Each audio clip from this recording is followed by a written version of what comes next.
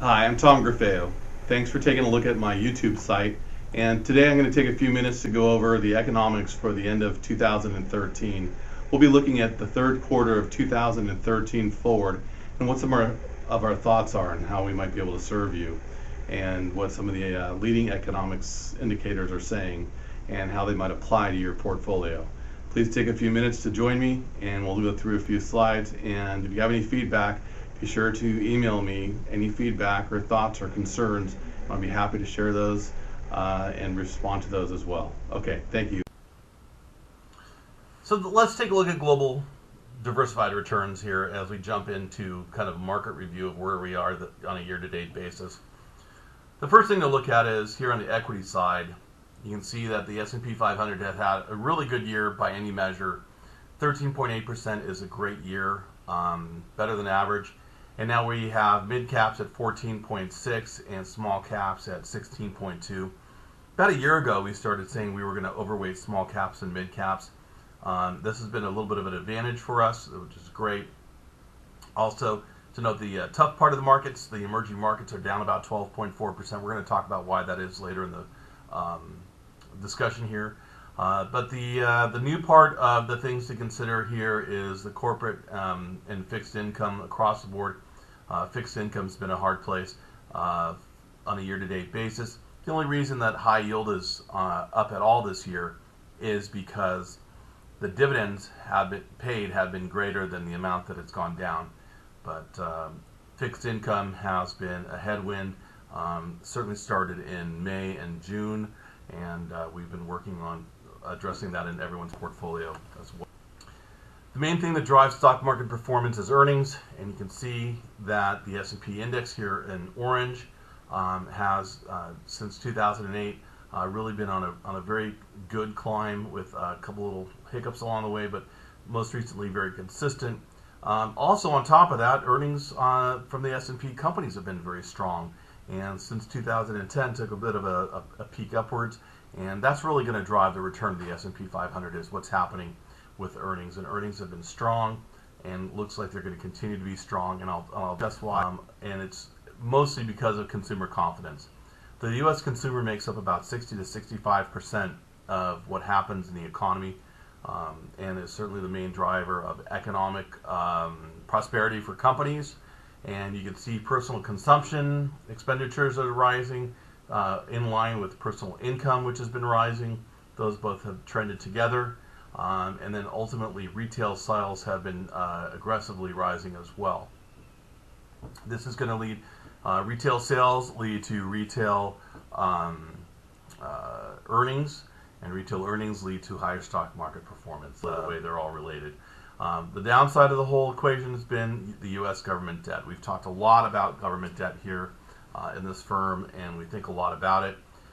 The thing that's really been to keep us up at night is, you can see here about 2008, who came in office in 2008.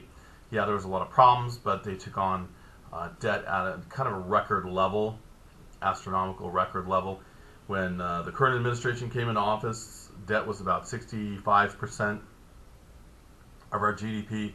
Today it's over 100% of our GDP, so it's a significant rise.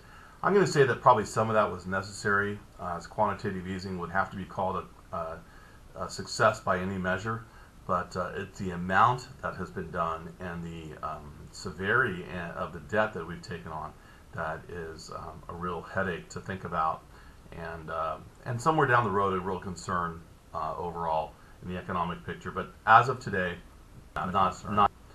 There are a lot of countries that have the same or worse as far as overall debt. And you can see that Greece is 160%. You've heard the acronym PIGS: Portugal, Italy, Greece, and Spain. But most of those are represented here.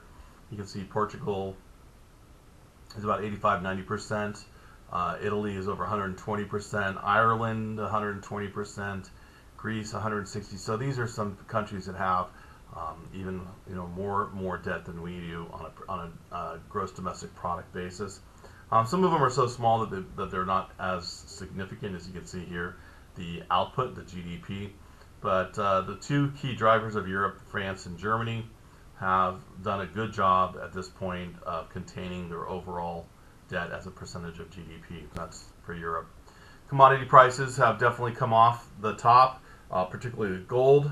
Gold has come down very much this year, and that has been as money has moved from gold back into the stock market and away from the very conservative position of holding a hard commodity into a more traditional long-term investment that pays you a dividend, that has the opportunity to grow and is very liquid.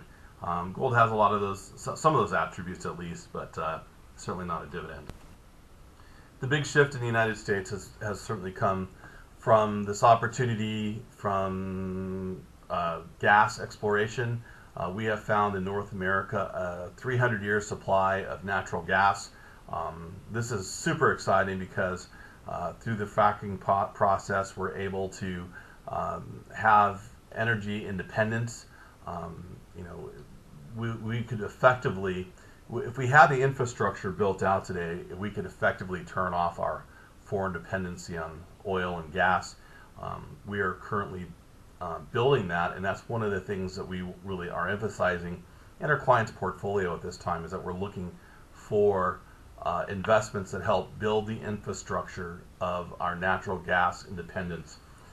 We don't want to invest in the natural gas or oil, because when you have a oversupply, you don't want to invest in that thing that has an oversupply, but you do want to invest in a thing that's going to help push it to where it needs to be. So we want to we want to be the guys collecting tolls on the toll road. Also, the opportunity in natural gas is in the United States, we're selling a BTU for about $3.57. Europe is paying $11.87 for that same BTU, and Japan is at $17.30. So if we can actually build the infrastructure and the export stations and the ports to be able to export natural gas, we have an opportunity to take advantage of this pricing differential and potentially pay back some of our national debt, which we saw very clearly here just a few minutes ago, and also help our trade imbalance. So this is really an opportunity for the United States to be able to really change the nature of its relationship with the world in using natural gas as from a friendly ally in a very positive way. When you look at the S&P, jumping back to the S&P quotient for a second, when you look at it, we've had a couple of different bear and bull and bear cycles. We're back to a position. I hear sometimes from people about not being back in their portfolio when they visit us for the first time. That is something that certainly needs to be redressed if it's not happening in your portfolio. This is something that, though it's only 2.6%, with dividends, it does have an opportunity to be a bit more than that. We are definitely back from its peaks. And this is the illustration of what some people are calling the lost decade. But we do seem to be processing through that. The right side of this slide is in the time considerations. Style is always important. And as I mentioned earlier, about a year ago, we started talking about making a move to small cap growth and mid cap growth, and some of the different smaller and mid caps. We were happy we did that for our clients. It was an overweight from our normal position, and we've taken advantage of that. But even large cap growth, which is, and large cap value, which is really the S&P, is both growth and value, at 15.9 or 11.8. In both of these cases, I mean, these are great returns. I mean, there's no negative numbers for 2013. But it is interesting to note that large cap growth, being the lowest performer of 2013 on a year-to-date basis, was one of the better performers the last couple of years. And conversely, small cap growth was the worst performer last year, and now it's taken its top position. So this always cycles. This always changes. There really is no algorithm that's ever been figured out to make it work consistently. And that's something that we all scratch our heads over, trying to figure out what's next. Volatility is definitely lower than it has been at its peak in 08, or some of the other high points with the Euro crisis or the U.S. debt downgrade. There has been a little bit of a peak lately, or a little bit of a rise above norm, or a rise over a low spot, and that's really due to geopolitical risk and not economic risk. There's a lot of things happening in the, what we would call Southeast Mediterranean area and around the Med, and those are more important for a risk basis and for a volatility basis than what we see is happening on an economic basis at this time.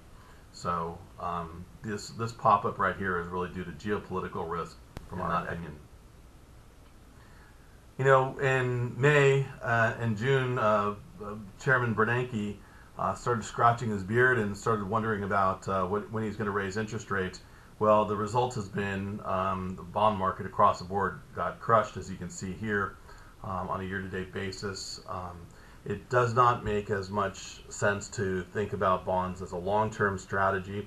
We're looking for alternatives in every place possible, and it's been one of the more challenges of the year to do that, and we think we have some good answers for that. And if you have any questions in particular on your portfolio, I encourage you to give us a call and we can talk about it in particular.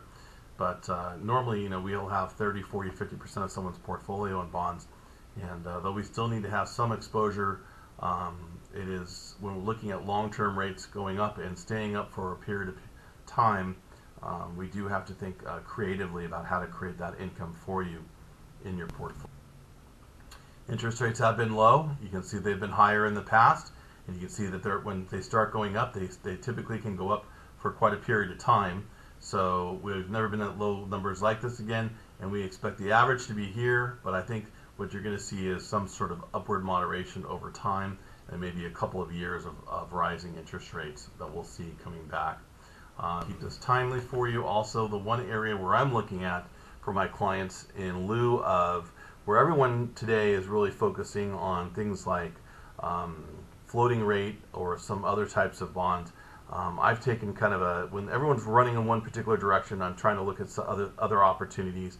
One of those is government National Mortgage Association type of bonds and mutual funds that invest in that. Though there's no guarantee that the guarantee of performance and of there's still market volatility, you have to understand that the underlying mortgages are guaranteed for principal and interest, so there's not a risk on the bond, it's just the market value risk. But I do think that a short-term Ginnie Mae fund right now is another good place to kind of hide out, get some interest, get some income off of it, and avoid some of the volatility that you might see in other types of bonds out there. So that's one of those little hiding places I'm using right now. Okay, let's take a look at residential housing here, and you can see that from the slide here that definitely residential housing has picked up again, and that overall since '08 prices have gone up pretty steadily as interest rates have been low and affordability has been higher and higher.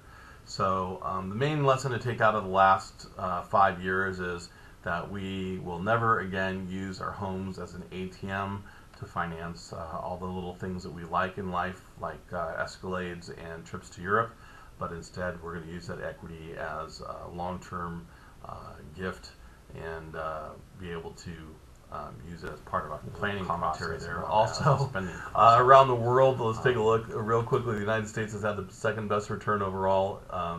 Japan has been the only one that's outperformed us on a year-to-date basis, and that's mainly because of their rebuilding process after the tsunami. They also adopted all of our policies that they learned from Chairman Bernanke about borrowing money, lowering interest rates, and spending madly. So that has driven their economy and the return of their area up about 16%. By contrast, the emerging market is down about 9.4%. What this tells me in a chart when I look at this is that I'm going to be buying emerging markets going forward, because I like to buy the thing that is low, buy low, buy emerging markets, sell the thing that's up, so I'll be redistributing out of the S&P, and I never bought specifically Japan per se because I don't buy regions or other, and I buy managers. Also, household data, we see that the households are feeling better off and certainly more wealth. So again, it's one of the commentaries about the wealth. One of the reasons the wealth is up is unemployment's down.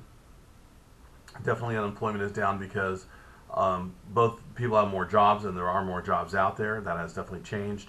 And also some people have fallen off the rolls. But from the peak in '08, unemployment has been consistently going down and improved people.